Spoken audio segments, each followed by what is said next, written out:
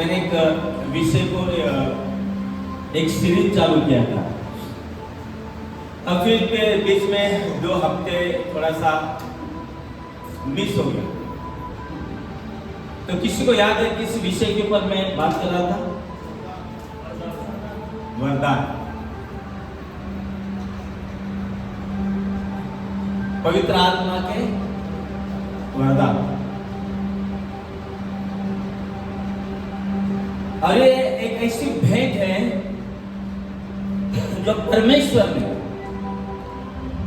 हर विश्वास करने वाले के लिए दी है। और ये वरदान को पाने के लिए किसी पात्रता की जरूरत नहीं है। ये वरदान को पाने के लिए किसी ट्रेनिंग की, किसी प्रशिक्षण की जरूरत नहीं है। ये पवित्र आत्मा के वरदान अपने आप हमारे अंदर पवित्र आत्मा की उपस्थिति के साथ में आ जाते हैं जब हम प्रभु यीशु मसीह को अपना व्यक्तिगत उद्धारकर्ता और प्रभु के रूप में स्वीकार करते हैं।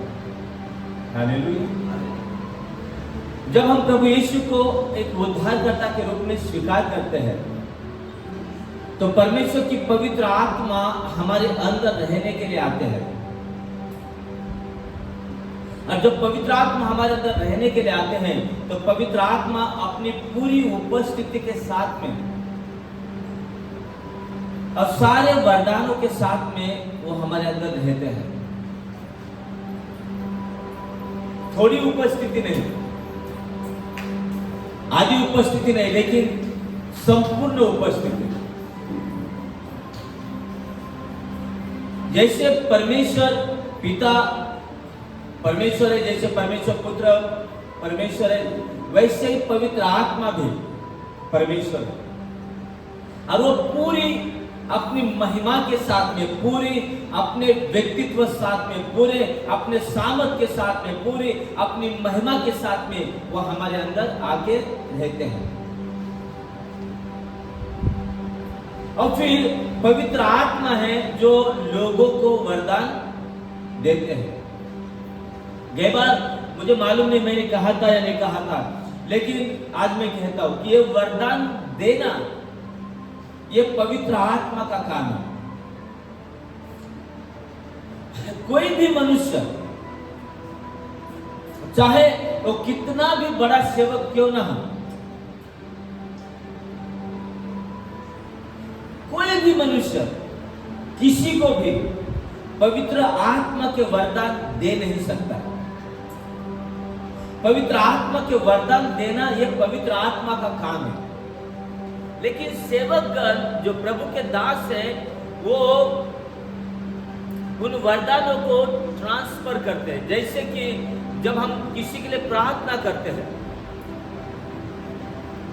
किसी के ऊपर हाथ रख के प्रार्थना करते हैं, तो इन प्रार्थना के द्वारा हम पवित्र आत्मा के वरदानों को लोगों के जीवन में रिलीज करते हैं। ये हमारा काम नहीं है, वरदान देना हमारा काम नहीं, पवित्र आत्मा का काम है। हम या प्रभु के सेवक केवल माध्यम है। जब लोग प्रार्थना करते हाथ रख के, सो इन वरदानों को वो ट्रांसफर करते हैं। जैसे पौलुस जो है वो तीमुथियुस को कहता है कि तेरे ऊपर हाथ रखने के द्वारा जो वरदान तुझे मिले हैं उनको प्रज्वलित कर, हाथ रखने के द्वारा। अब ये जो वरदान है ये हर विश्वासी का भाग है, लेकिन बहुत सारे लोग उसकी चाहत रखते हैं और बहुत सारे लोग वो चाहत नहीं रखते हैं। परमेश्वर पक्षपात नहीं करता। परमेश्वर के लिए कोई फेवरेट नहीं है, परमेश्वर के लिए कोई स्पेशल नहीं है, परमेश्वर के लिए कोई विशेष नहीं है। हर व्यक्ति जो प्रभु यीशु में विश्वास करता है वो परमेश्वर का फेवरेट है। हर व्यक्ति जो प्रभु यीशु में विश्वास करता है वो परमेश्वर का स्पेशल है, विशेष है।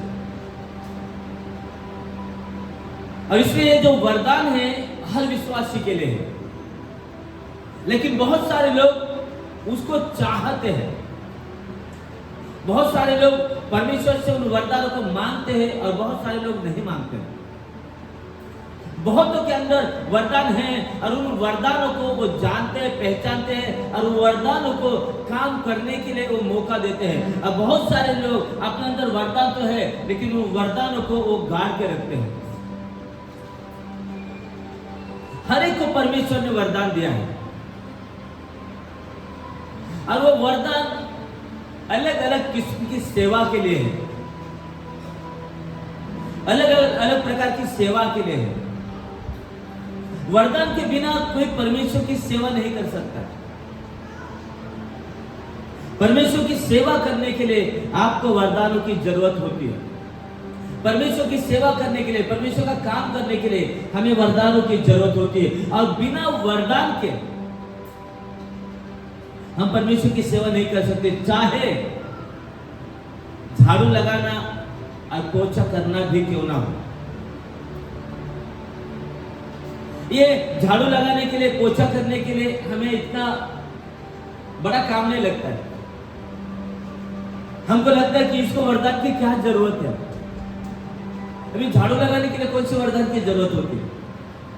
पोछा करने के लिए कौन से वरदान की जरूरत होती है? लेकिन मैं आपको बताऊं, यदि आपके अंदर वो सेवा का वरदान नहीं है तो 2 हफ्ते से ज्यादा आप खुशी खुशी ये काम नहीं कर सकते। 2 हफ्ते तो आप कर लेंगे, फिर तीसरा हफ्ता हम लोग कुड़कुड़ाने लग जाएंगे। तीसरा हफ्ता हम नहीं करने के बहाने ढूंढने लग जाएंगे। तीसरा हफ्ता हम गायब हो जाएंगे। तीसरा हफ्ता हम लोग कोशिश करेंगे कि जो काम मैं कर रहा हूं मैं ना करूं। क्यों? क्योंकि सेवा का वरदान नहीं है। तो इवन छोटे छोटे काम जो हम लोग कलीसिया में करते हैं वो मायने नहीं रखते हैं, ज्यादा इंपॉर्टेंट नहीं है, ज्यादा महत्वपूर्ण नहीं है, लेकिन हर काम करने के लिए, चाहे वो छोटा हो या बड़ा हो, हमें पवित्र आत्मा के वरदानों की जरूरत होती है। हालेलुया। और फिर मुझे याद है, मैंने प्रेरितों की किताब 6 अध्याय से एक उदाहरण दिया था स्टीफन, उसके बारे में। मुझे याद है कि कैसे खाना परोसने वाले लोग भी जब उनको चुना गया,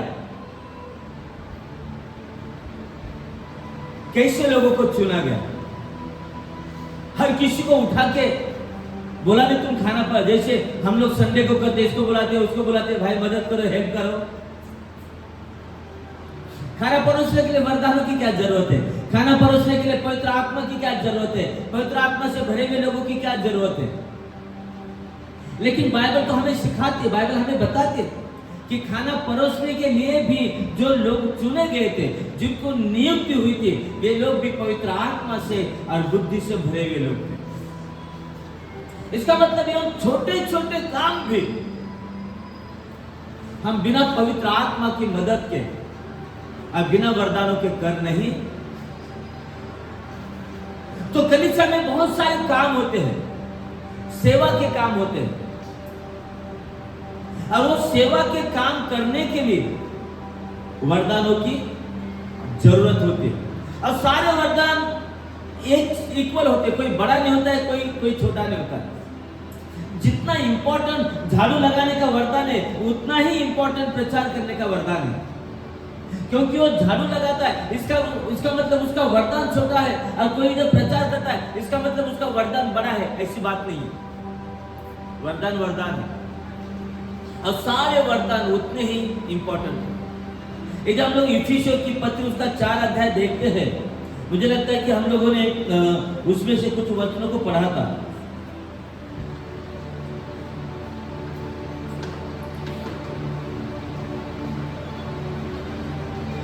चार अध्याय उसका 11 वचन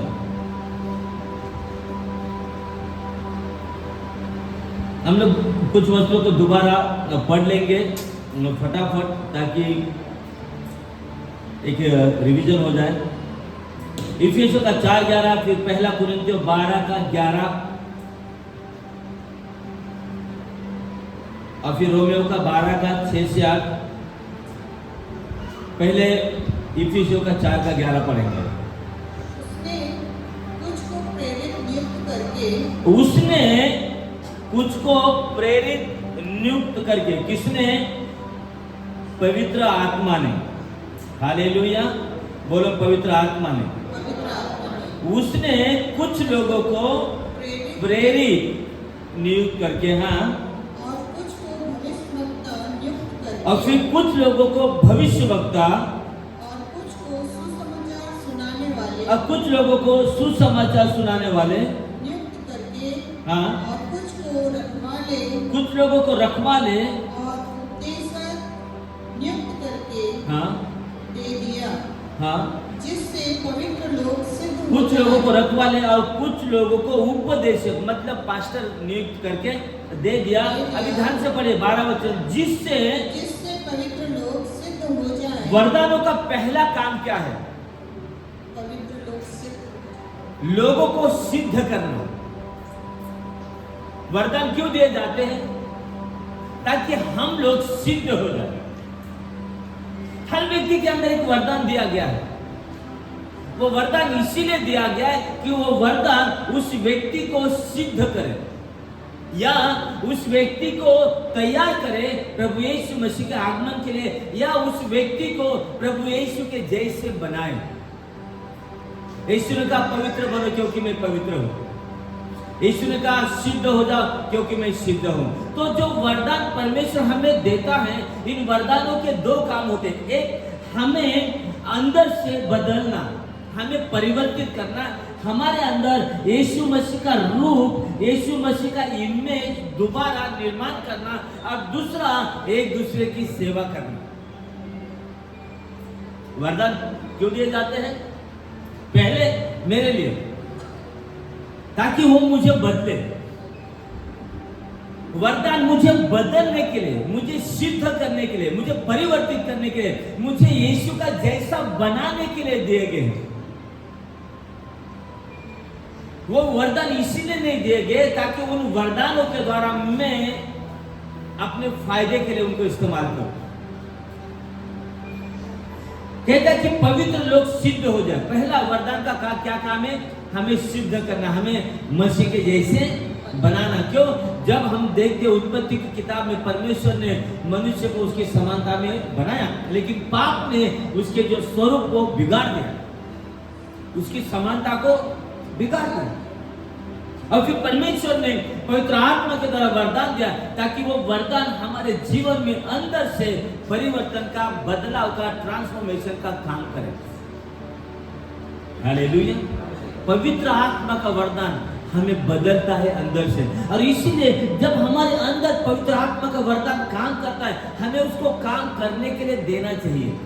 हमें उसको रुकावट नहीं बनना है, हमें उस वरदान को रोकना नहीं है, रुकावट नहीं बनना है। जो भी काम वो हमारे अंदर कर रहा है, ट्रांसफॉर्मेशन का, परिवर्तन का, बदलाव का, हमें इजाजत देना है, हमें अलाउ करना है कि वरदान हमारे अंदर से हमें नया आकार दे, हमें बनाए, हमें बदले, हमें परिवर्तित करे, और जो ओरिजिनल रूप था, इमेज थी परमेश्वर की, हमें दोबारा उस इमेज में लेकर आए।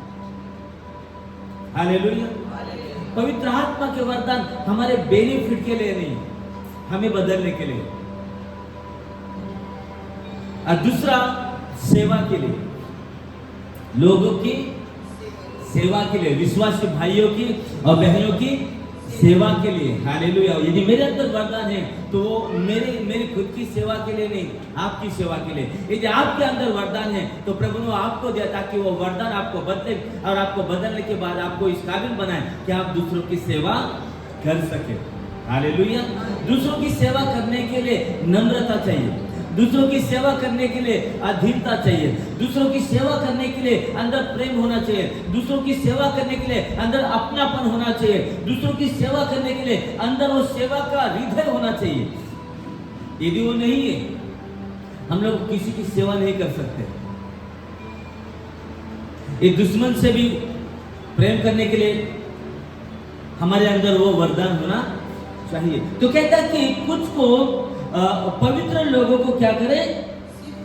सिद्ध हो जाए और सेवा का काम किया जाए हाँ, और मसीह की देह उन्नति पाए। ताकि मसीह की देह, उन्नति पाए। ताकि वरदान का काम क्या है, हमें बदलना और फिर हमें लायक बनाना कि हम सेवा करने वाले बन जाए।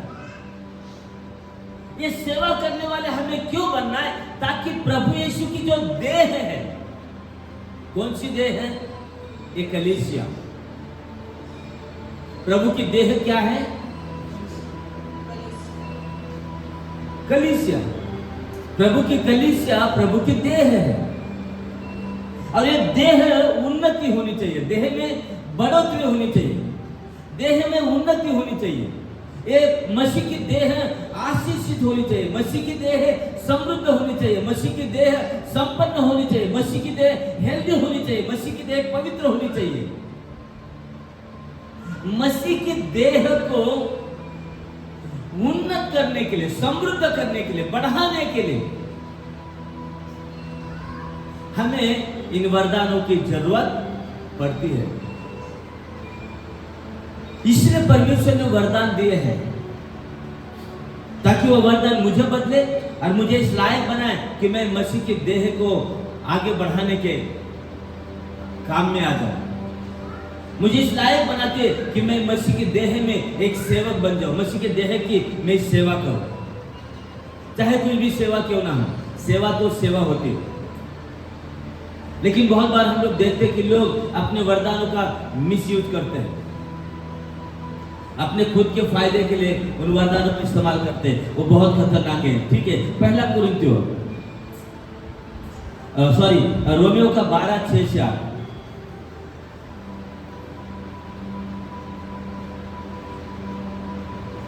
रोमियो का 12:6 से 8।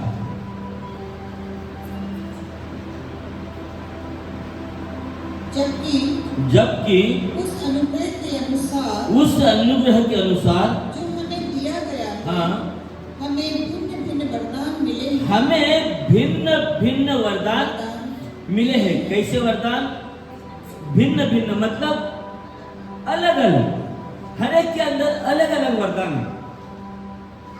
सबके वरदान एक जैसे नहीं है, हर व्यक्ति के वरदान अलग है। और इसलिए हमें किसी के वरदान की लालसा नहीं करनी है।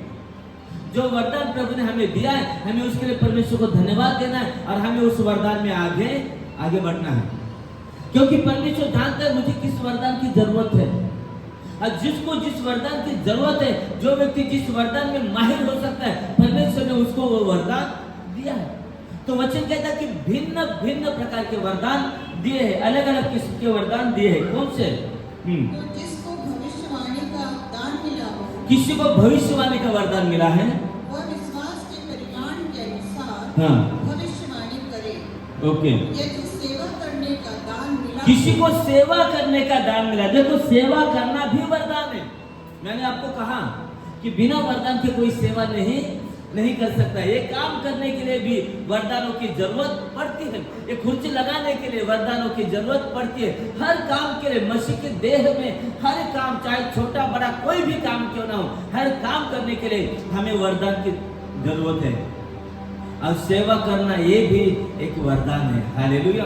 सब लोग सेवा नहीं कर सकते, सब लोग सेवा नहीं कर सकते। ये कुछ लोग होते हैं, उनके अंदर वो होता है, उनके अंदर वो होता है, उनके दिल में वो तड़प होती है, वो मौके के तलाश करते, जहां भी मौका मिला वो इंतजार नहीं करते कि कोई आके उनको बताए भाई ये करो वो करो, ऐसा करो वैसा करो। नहीं नहीं नहीं नहीं नहीं, उनको मौका मिला वो अपने आप चालू हो जाते हैं। यदि किधर कचरा रहेगा वो लोग झाड़ू लगाने लग जाते हैं, कोई चीजें ऐसे वैसे वो ठीक करने लग जाते हैं। वो डिसिप्लिन वाले लोग हैं, सेवा करने का वरदान उनके अंदर है। अब कहीं पर भी गए, मौका मिला वो लोग सेवा करने लग जाते हैं। क्यों लग जाते हैं?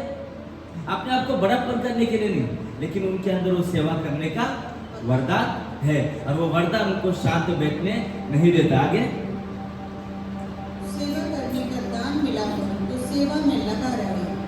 यदि कोई सिखाने वाला हो तो सिखाने में लगा रहे। सिखाने का वरदान, यदि कोई सिखाने वाला हो तो वो सिखाने का काम करें।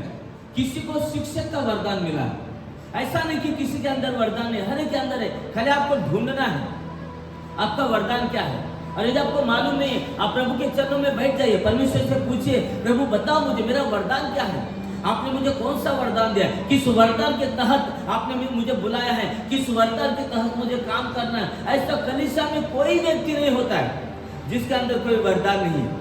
और यदि किसी के अंदर वरदान नहीं, इसका मतलब उसने प्रभु यीशु को अपनाया नहीं।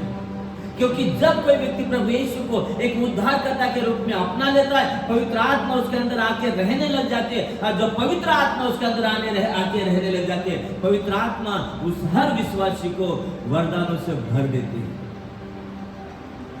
अलग अलग किस्म के वरदान, ताकि कलीसिया में हर प्रकार का काम किया जाए। हालेलुया। सिखाने का वरदान। आगे, जो उपदेशक हो वह उपदेश देने में लगा जो प्रचार करता है वो प्रचार करने में अपने वरदान को इस्तेमाल करे। दान देने वाला उदारता से दे। कैसा दे? उदारता से। कैसे? उदारता से। दान देना भी, दान तो देते हैं ना, सब लोग देते हैं ना, संडे को देते नहीं देते, लेकिन उदारता से नहीं देते। देते हैं लेकिन उदारता से नहीं देते। वचन कहता है कि उदारता से देना एक वरदान है। उदारता से देने के लिए एक वरदान है। ऐसे भी लोग होते हैं जो बस देते रहते हैं, वो चिंता नहीं करते मेरे लिए बचेगा नहीं बचेगा, कम पड़ेगा, नहीं। ये वो वरदान है, दान देने वाला उदारता से दे, कंजूसी से मत दे। हमेशा जब हम देते हैं ना, तो हमारे अंदर एक उदारता की भावना होनी चाहिए, कंजूसी नहीं, उदारता से दे। हम लोग अभी एक कलीसिया का इनॉग्रेशन करके आए, तो जरा फोटो दिखाना ब्रदर, ये वाली नहीं, दूसरी वाली।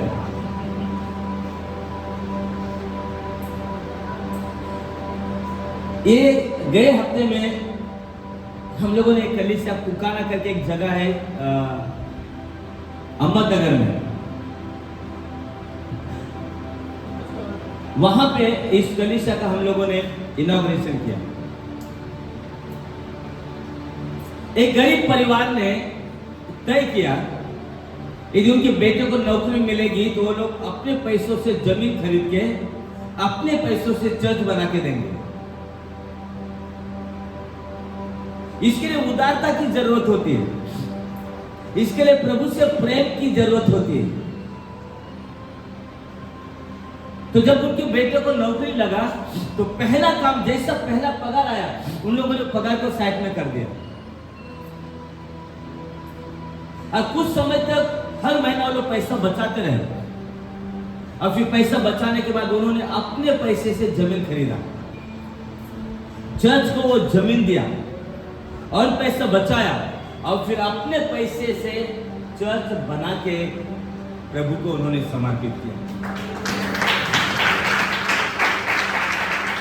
ये गांव के लोग हैं, ये कोई अरबपति लोग नहीं है, ये कोई करोड़पति लोग नहीं है, ये कोई लखपति लोग नहीं है, ये बहुत धनवान बहुत पैसे वाले लोग नहीं है, साधारण लोग हैं, बिल्कुल साधारण, लेकिन दिल में प्रभु के लिए प्यार है, दिल में प्रभु के लिए तड़प है, प्रभु के राज की आग दिल में जलती है। आज के डेट में कोई नहीं करेगा। करीबन 2.5 लाख 2.5-3 लाख रुपया खर्चा है। एक साधारण परिवार के लिए 2.5-3 लाख रुपया खर्चा करना इतना आसान नहीं है। लेकिन जब आप प्रभु से प्रेम करते हैं तो प्रभु के प्रेम के सामने दुनिया की कोई भी चीजें आपके लिए कोई मायने नहीं रखती। इसके लिए उदारता होनी चाहिए और इसलिए प्रभु का वचन कहता है जो देता है वो उदारता से दे, कंजूसी से ना दे, क्योंकि उदारता से देने वाला परमेश्वर को cheerful God loves cheerful givers। परमेश्वर प्रसन्न होता है जब हम लोग उदारता से देते हैं, परमेश्वर प्रसन्न होता है। जब हम उदारता से देते हैं, परमेश्वर खुश होता है। वो लोग परमेश्वर को अच्छे लगते हैं जो हमेशा उदारता से देने वाले होते हैं, क्योंकि आपका देना परमेश्वर के प्रति आपके प्रेम को दर्शाता है। आपका देना परमेश्वर के प्रति आपके अंदर परमेश्वर का जो स्थान है उसको दर्शाता है। आपका देना परमेश्वर के प्रति आपके आदर को, आपके सम्मान को दर्शाता है। बहुत बार हम लोग जब अनाउंसमेंट करते हैं किधर कोई प्रॉब्लम है, हेल्प करो, किसी के जेब में हाथ नहीं जाता है। बड़ी मुश्किल से हम लोगों को जैसे ऐसे उनकी जेब से जबरदस्ती हाथ डाल के निकाल के लेना पड़ता है। लेकिन जब हम पार्टी बेटी जाते तो भाई हजारों रुपए जेब में लेके जाते हैं। क्यों? क्योंकि किसी की मदद करने से ज्यादा खाने पीने में मजा आता है। हमें परमेश्वर को देने वाला होना चाहिए। और कैसे देने वाला होना चाहिए? उदारता से देने वाला होना चाहिए। हालेलुया। तो जो दान देता है वो कैसे दे? कंजूसी करके। कैसा दे? बोलो उदारता से दे। सब लोग बोलो, जो दान देता है वो उदारता से दे। आगे, जो अगुवाई करे वो उत्साह से करे। जो अगुवाई करे वो खुशी से करे। क्या करे? जो अगुवाई करे वो खुश होके करे। जैसे कि हम लोगों को मालूम है बहुत सारी चीजें पसंद नहीं है, बहुत सारी चीजें खटकती है, बहुत सारी चीजें अच्छी नहीं लगती है, लेकिन अगुवाई तो करना ही। और कुड़कुड़ा के नहीं, रोके नहीं, न्याय करके नहीं, उंगली उठा के नहीं, खुशी से, आनंद से। तो ये वरदान है, ये अलग अलग प्रकार के वरदान है। आपके अंदर भी वरदान है। किसी के अंदर उदारता का वरदान है, किसी के अंदर सेवा का वरदान है, किसी के अंदर शिक्षक का वरदान है, किसी के अंदर उपदेशक का वरदान है। और यदि नहीं है तो आपको प्रभु के चरणों में बैठना है, आपको उपवास में जाना है, आपको प्रार्थना में जाना है और परमेश्वर से पूछना कि प्रभु मुझे बता मेरा क्या वरदान है। प्रभु आपने मुझे कौन सा वरदान दिया है, कौन सी सेवा का वरदान दिया है, प्रभु मुझे दिखा। और जब परमेश्वर आपको वो वरदान दिखा दे, आपको उस वरदान को डेवलप करना है, आपको उस वरदान को तैयार करना है और फिर उस वरदान को आपको परमेश्वर की सेवकाई में लागू करना है। डायरेक्ट आपको यहाँ पे आने की जरूरत नहीं है। जो छोटा जो भी वरदान है आपके पास, ईमानदारी से और सच्चाई से और विश्वास योग्यता से उस वरदान को इस्तेमाल करो। जब समय आएगा परमेश्वर अपने समय में आपको ऊंचा उठाएगा।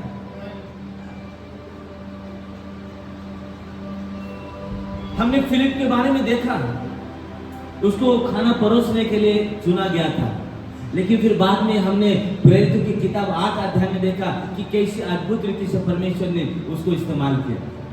बहुत सारे लोग झाड़ू लगाना नहीं चाहते, डायरेक्ट इधर आके माइक उनको चाहिए। उनको लादी पोंछने का नहीं, उनको बाथरूम साफ करने का नहीं, उनको कुर्सी लगाने का नहीं है। ये सारे काम उनको सेवा नहीं लगती। उनको लगता है कि यहाँ पे आके माइक लेके वो प्रचार करे। नहीं, वहां से शुरुआत होती है। हालेलुया। जब हम उन वरदानों में विश्वास योग्य होते हैं, तब जाकर परमेश्वर हमें ऊंचा करता है। Praise the Lord. तो हर व्यक्ति को प्रभु ने वरदान दिया है। आपके हर एक के अंदर वरदान है। वो वरदान आपको बनाने के लिए, आपको आकार देने के लिए, आपको तैयार करने के लिए, आपको ट्रांसफॉर्म करने के लिए, आपको इस काबिल बनाने के लिए कि आप परमेश्वर के देह में सेवा करने का काम करें। यदि आप उस वरदान को ट्रेन नहीं करोगे, डेवलप नहीं करोगे, तो आप परमेश्वर के शरीर में काम करने के लायक नहीं बनेंगे, परमेश्वर के शरीर में सेवा करने के लायक नहीं बनेंगे। और इसलिए जो भी वरदान मिला है, हमें उस वरदान को इस्तेमाल करना है। हम कैसे उसको डेवलप करते हैं? इस्तेमाल करने के द्वारा। वरदान कैसे डेवलप किया जाता है? इस्तेमाल करने के लिए द्वारा। यदि किसी को प्रार्थना का वरदान है, प्रार्थना करते रहो। जैसे जैसे आप प्रार्थना करते रहेंगे आपका वरदान डेवलप हो जाएगा। यदि आपको शिक्षक का वरदान है तो जो भी आपको आता है सिखाते जाओ, आगे मत बढ़ो, सिखाते जाओ। और फिर समय जब आएगा धीरे धीरे वो वरदान डेवलप हो जाएगा और परमेश्वर आपके लिए जगह बनाएगा।